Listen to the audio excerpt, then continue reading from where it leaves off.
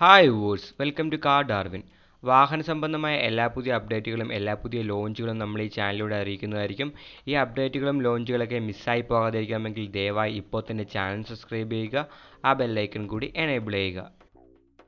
നമ്മൾ പപ്പടമെന്നും സേഫ്റ്റി ഇല്ലാത്ത കാറെന്നൊക്കെ വിളിച്ച് കളിയാക്കുമെങ്കിലും ബലേനോ ആ ഒരു സെഗ്മെൻറ്റിൽ നല്ല രീതിയിൽ വിറ്റുപോകുന്ന ഒരു കാർ തന്നെയാണ്.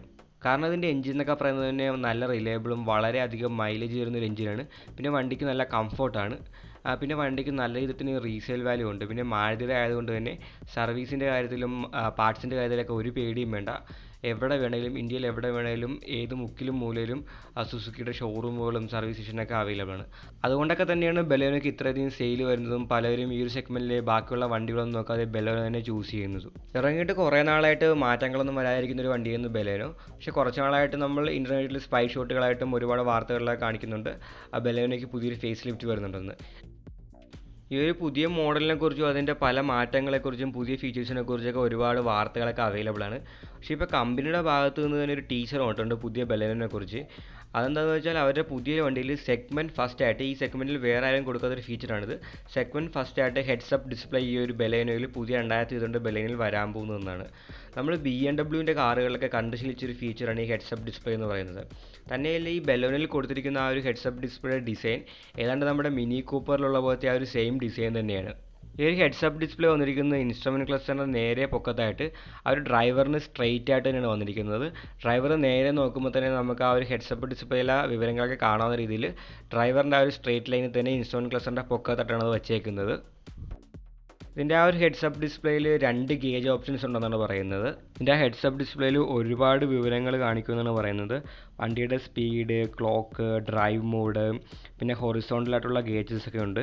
പിന്നെ ടാക്കോമീറ്റർ വരും, ആവറേജ് ഫ്യൂൽ കൺസപ്ഷൻ വരും, ക്ലൈമറ്റ് കൺട്രോൾ വരും. അങ്ങനെ ഒരുപാട് ഫങ്ഷൻസ് ഈ ഒരു ഹെഡ്സപ്പ് ഡിസ്പ്ലേ വഴി കാണിക്കുമെന്നാണ് പറയുന്നത്. ഈ ഒരു സെഗ്മെൻറ്റിൽ ആരും ഒട്ടും പ്രതീക്ഷിക്കാതെ സ്വപ്നത്തിൽ പോലും വിചാരിക്കുന്ന ഒരു ഫീച്ചറാണ് ഹെഡ്സപ്പ് ഡിസ്പ്ലേ എന്ന് പറയുന്നത്. കാരണം നമ്മളിത് കണ്ടിരിക്കുന്നത് BMW, മിനി കൂപ്പർ അതുപോലത്തെ ലക്ഷറി വണ്ടികളിലേക്കാണ് കൂടുതൽ ഈ ഹെഡ്സപ്പ് ഡിസ്പ്ലേ ഒക്കെ വന്നിരിക്കുന്നത്. ഇത് അത്യാവശ്യം ഒരു ലക്ഷറി ഫീച്ചർ തന്നെയാണ്. പക്ഷേ ഈ ഒരു സെഗ്മെൻറ്റിൽ ആരും ഇത് പ്രതീക്ഷ പോലും കാണത്തില്ല. അപ്പോൾ നല്ലൊരു കോമ്പറ്റീഷൻ ആയിരിക്കും ഈ ഒരു സെഗ്മെൻറ്റ് വരാൻ പോകുന്നത്. ഇനി ഇതിൻ്റെ എതിരാളികളായിട്ടുള്ള ടാറ്റ അൾട്രോസും ഹുണ്ടായി i20യിലും ജാസിലൊക്കെ നമുക്ക് ഇതുപോലത്തെ ഒരുപാട് പുതിയ ഫീച്ചേഴ്സ് പ്രതീക്ഷിക്കാം. അപ്പം നല്ല രീതിയിലുള്ള കോമ്പറ്റീഷൻ തന്നെയായിരിക്കും ഈ സെഗ്മെൻറ്റ് ഇനി വരാൻ പോകുന്നത്. വണ്ടിയുടെ ബാക്കിയുള്ള ഫീച്ചേഴ്സിനെ കുറിച്ച് നമുക്ക് വ്യക്തമായിട്ടൊരു ഇൻഫർമേഷനോ വ്യക്തമായിട്ടൊരു ധാരണയൊന്നും ഇതുവരെ കിട്ടിയിട്ടില്ല. ഫെബ്രുവരി 23 പുതിയ ബലേനോ ലോഞ്ച് ചെയ്യുമെന്നൊക്കെയാണ് പറയുന്നത്. നമുക്കതിനെക്കുറിച്ച് കൺഫർമേഷൻ കിട്ടിയിട്ടില്ല. പിന്നെ ഇതൊരു 11,000 രൂപ കൊടുക്കുകയാണെങ്കിൽ നമുക്ക് ഈ വണ്ടി ഇപ്പം തന്നെ ബുക്ക് ചെയ്യാവുന്നതാണ്. പിന്നെ വണ്ടിയിലെ ബാക്കിയുള്ള ഫീച്ചേഴ്സും മാറ്റങ്ങളൊക്കെ ഒരുപാടുണ്ട്. പക്ഷേ അതിനെക്കുറിച്ച് മാരുതി ഇതുവരെയും കൺഫേം ആയിട്ടൊന്നും പറഞ്ഞിട്ടില്ല. മാരുതി ഇതിനെക്കുറിച്ച് കൂടുതലായിട്ടുള്ള ഇമേജസോ അല്ലെങ്കിൽ കൂടുതലായിട്ടുള്ള ഫീച്ചേഴ്സൊന്നും മാരുതി പുറത്തു വിട്ടിട്ടില്ല. പക്ഷേ നമുക്ക് ആ സ്പൈ ഷോട്ടിൽ നിന്ന് കുറച്ച് കാര്യങ്ങളൊക്കെ മനസ്സിലാക്കാൻ പറ്റുന്നുണ്ട്. അതെന്തൊക്കെയാണെന്ന് വയ്ക്കുകയാണെങ്കിൽ വണ്ടിയുടെ ഫ്രണ്ടിലും റിയറിലും നല്ല മാറ്റങ്ങളുണ്ടാകും. ആ വണ്ടിക്ക് ഒരു പുതിയ ലുക്കായിരിക്കും കിട്ടാൻ പോകുന്നത്. വണ്ടിയുടെ ആ ഒരു ഹെഡ് ലാമ്പിലും ടെയിൽ ലാമ്പിലൊക്കെ നല്ല രീതിയിൽ തന്നെ മാറ്റം ഉണ്ടാകും. പിന്നെ വണ്ടിയുടെ അലോയ് വീലിൻ്റെ ഡിസൈനും നല്ല മാറ്റങ്ങൾ കാണും. പിന്നെ ഇൻറ്റീരിയേഴ്സ് നോക്കുകയാണെങ്കിൽ ഇൻറ്റീരിയേഴ്സ് നല്ല രീതിയിൽ ചേഞ്ച് കാണും. പുതിയൊരു ഡാഷ്ബോർഡ് ആയിരിക്കും വണ്ടിയിൽ വന്നിട്ടുണ്ടാകുക.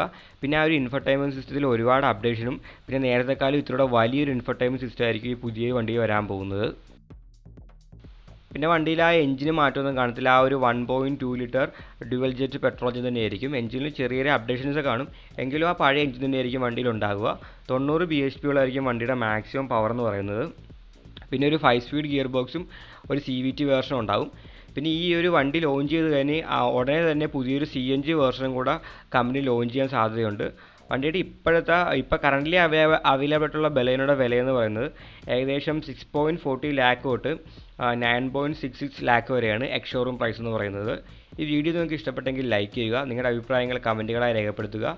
ദയവായി ചാനൽ സബ്സ്ക്രൈബ് ചെയ്യുക. പുതിയൊരു വീഡിയോയുമായി ഉടനെ കാണാം.